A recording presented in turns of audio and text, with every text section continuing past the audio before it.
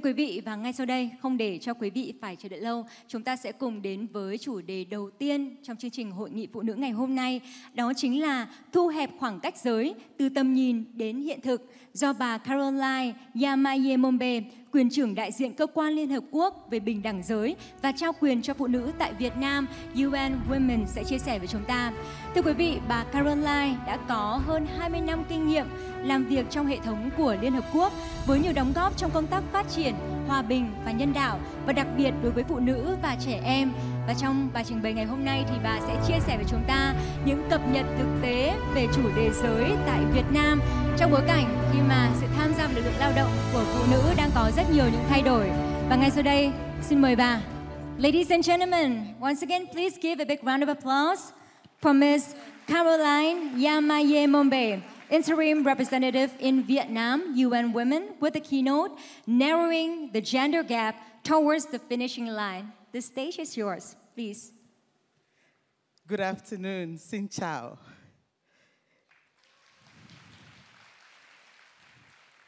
It is such a privilege for me to be standing before esteemed women and men who are moving and shaking the development of Vietnam.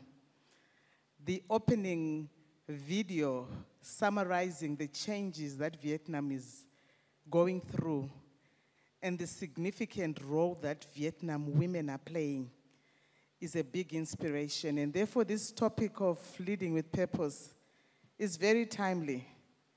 So my name is Caroline, and I'm the acting head of UN Women. And you may be wondering, who is UN Women? We are the entity that was established in 2010 to champion women and girls' rights in the world. Our entity supports governments to be able to translate global standards for equality into laws, into programs, into policies that have a meaningful difference to women and girls. I believe the people who are sitting in this room today had a dream some time ago. If you are a woman who's in their 40s like me, approaching the 50s, you've held your dream and you've been working towards that dream.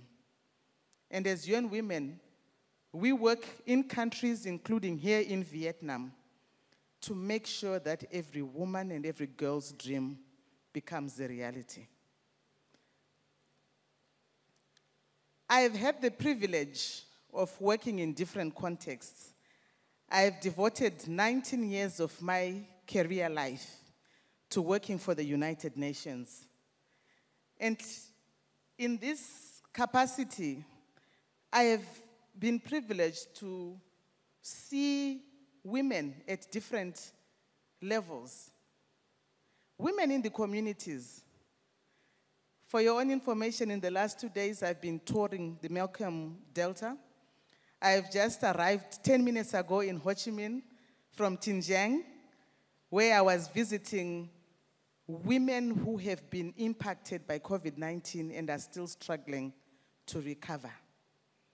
They lost their jobs, they lost their livelihoods, they lost their loved ones, and they are grappling with the impacts of COVID. But I've also had the privilege of working with those in power. I have walked in the corridors of power with political leaders, with government officials, as we discuss progress. I myself am a mother of 3 beautiful children and a wife to 1 husband. So when I talk to you about leading with purpose and closing the gender gaps, I bring experiences that are probably very familiar with your own experiences of what it takes for a woman to lead with purpose. And I'm going to take you through a number of measures that we use at UN Women to be able to really assess where action is needed, Because indeed we are making progress. And as leaders, we need to have the art of asking the right questions. So I'm going to be posing some questions to you. I will not answer all of them myself, but I will try to inspire you and other panels that are coming so that when we leave the summit, we are able to answer the question of how do we get to the finish line? So let's start with the element of participation. I think that's the lowest level, the entry point. We must be able to participate. If you are in a community and you have talent and you have ideas for that community to benefit, it means there must be an enabling of your participation. So we'll start with women labor force participation. The strength of any nation is in its people. We all agree. And I want to congratulate Vietnam because when you look at the statistics, Vietnam women are participating at higher levels in the labor force market than in most countries. The global average is about 54%. In the region, about 52%. But Vietnam is 20% marks ahead with 74% female labor force participation. That's impressive. So what then is the important question for purpose? What types of jobs are these women in? What's the quality of the work? How much is this work giving them for them to be able to meaningfully enjoy Vietnam's prosperity? So let's look at another measure. So if you are able to participate, I suppose the next dream you will have is to have ownership. Because when you own something, you have greater control, right? You are able to make shifts based on what you can see and the impact and the vision that you have. So when we look at ownership of business in Vietnam, what we can see clearly is that women do own businesses. 1 in 5 small and medium enterprises in Vietnam are owned by women. And again, that is impressive. When I want to compare that with the world, 2 out of 3 businesses in the world are owned by men. So having 1 in 5 is not so bad. So you ask me again, what then is the critical question for purpose? And the question we need to be asking ourselves is, in which sectors are these businesses? What is the profit share of these businesses? How resilient are these businesses to what's emerging in the world? The world is becoming more conscious about the need for environmental sustainability. The world is becoming more digital. How digitized are these businesses? How climate smart are these businesses? That's the purpose question we need to be asking ourselves as leaders. Now, if we've achieved the participation and we have the ownership, the next thing is we want to know the money that's getting in the pocket. So we have a measure that we use in UN Women, and that is the gender pay gap. We want to know whether men and women are compensated in the same way for the same work of the same value.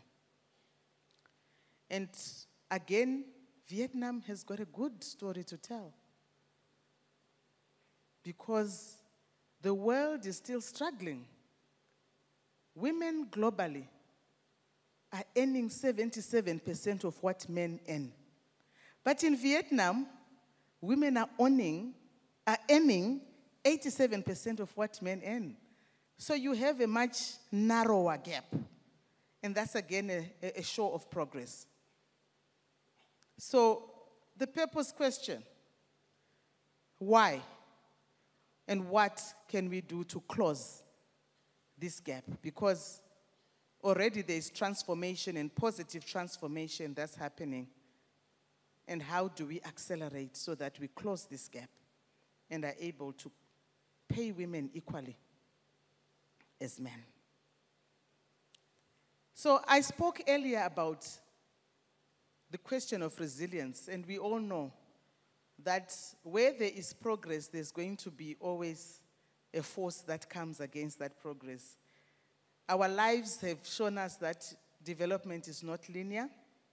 In the last couple of years, the world has experienced more disasters than ever before. We know that Vietnam itself is amongst the top 13% of the countries that are hardest hit by the impact of climate change. Vietnam does grapple with a lot of disasters that are induced by climate. And in 2020, when COVID hit, I think you all lived through it. I was not here. I was in another part of the world. But what I can safely say is that there was a difference in the way that COVID impacted businesses. We really did see that women-owned businesses were hard hit, probably because of some of the challenges that I've spoken about earlier, their ability to use internet, to go into cyberspaces, their ability to be protected from shocks in terms of their capital assets. A lot of them who are in the informal economy, the types of jobs that they were doing. So there was a lot of shaking. But what I want to say is, in Vietnam, there was a very interesting realization. And that is the realization that about 80% of businesses on the stock exchange of Ho Chi Minh that were led by women were actually performing very well. They were able to remain stable, and that bears testimony to the resilience that we have in Vietnamese women. I experienced it myself as I visited communities this morning in Tin Giang. But the reality is, these crises do hit women harder than men. So, another measure. We've talked about participation, about the ownership, about the earnings. So, with all these three measures, there is another measure that is very important, and that is decision making. I get the opportunity in my role to give the final approval.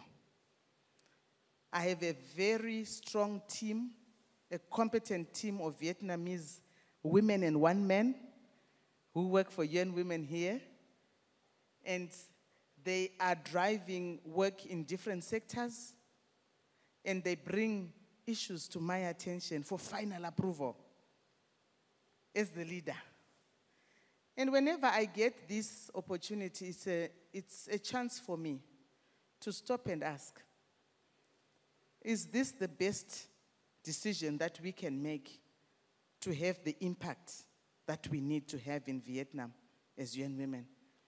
If we come back 5 years or 10 years from today, what will our decision today look like at the commune level?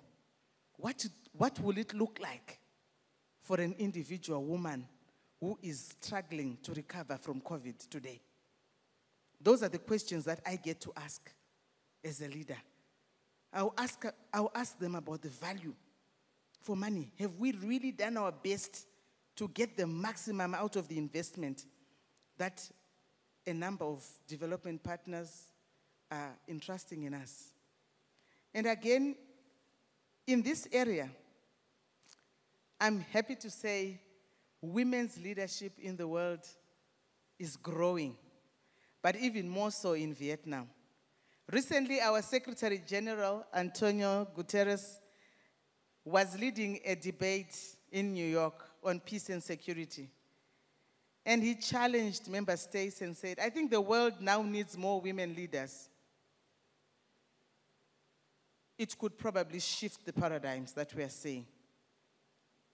And in Vietnam, there has been a steady increase. Vietnam at the moment has got more than the global average in terms of its women's representation in the National Assembly, sitting at 30.26%.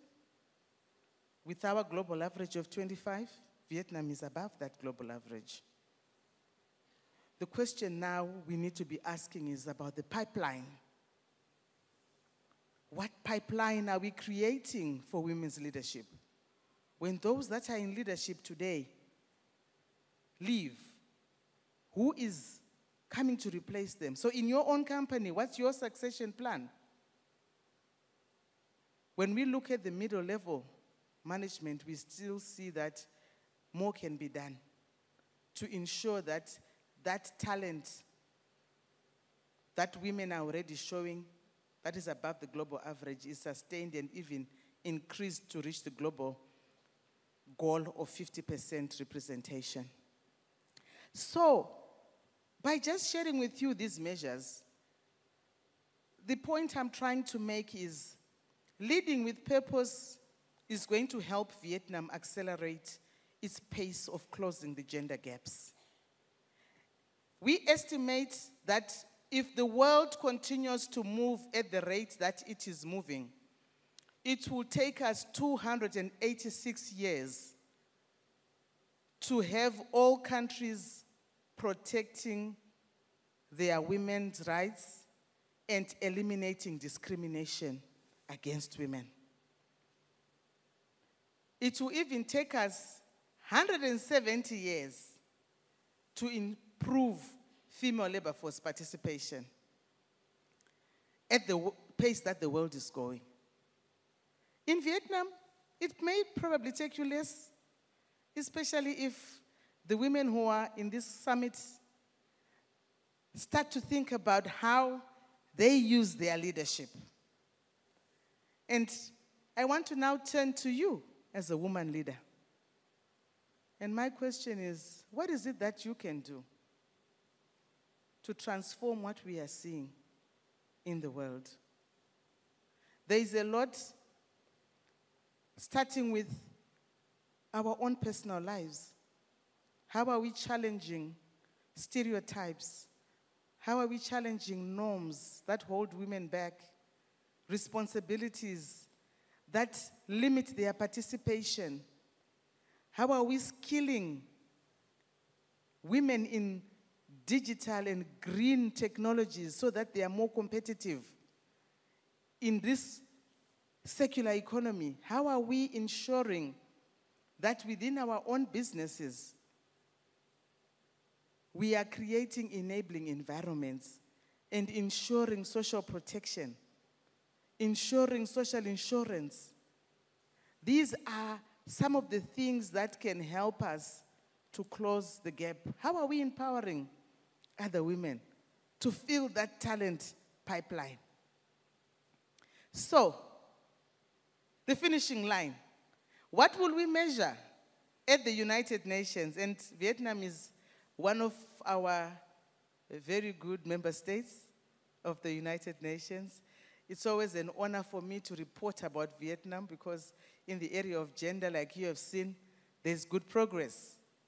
So, what are we looking at?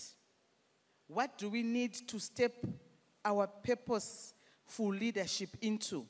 The first thing is ending all forms of discrimination against women and girls everywhere. Looking at discrimination, who's being left behind and why? Ending all forms of violence against women and girls, because we know that violence reduces productivity.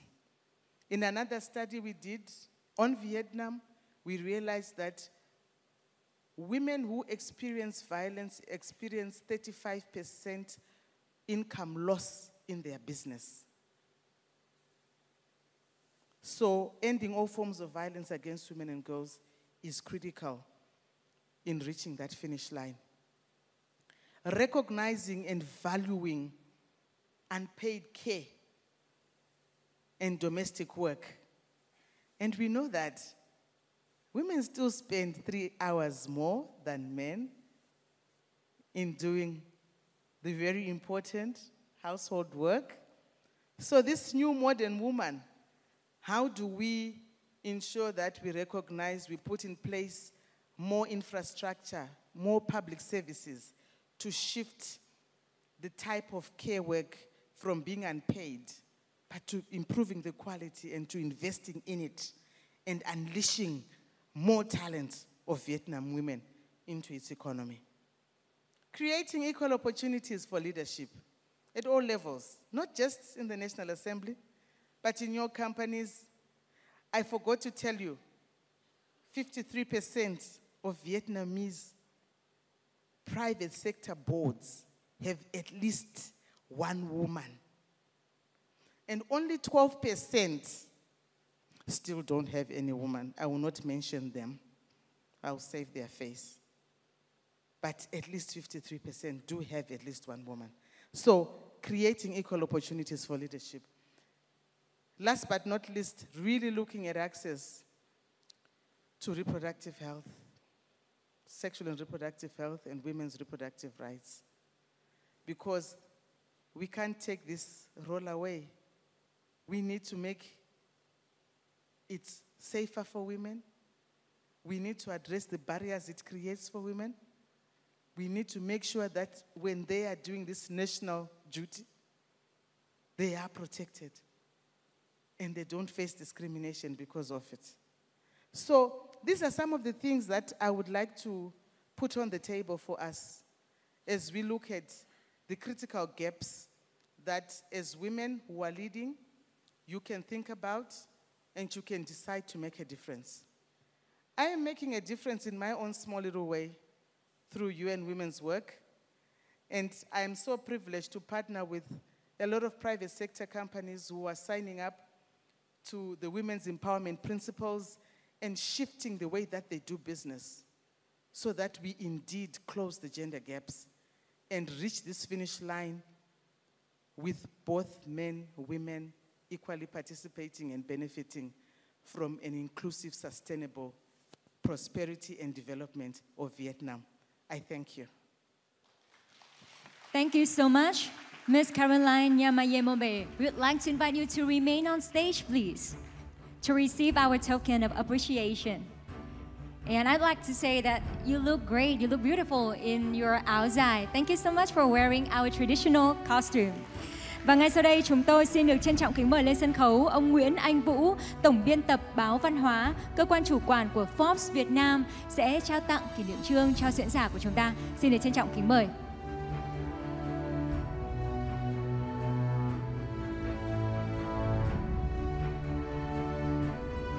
Once again, thank you so much, Ms. Caroline Nyamayemombe, for your very thought-provoking sharings. Thank you.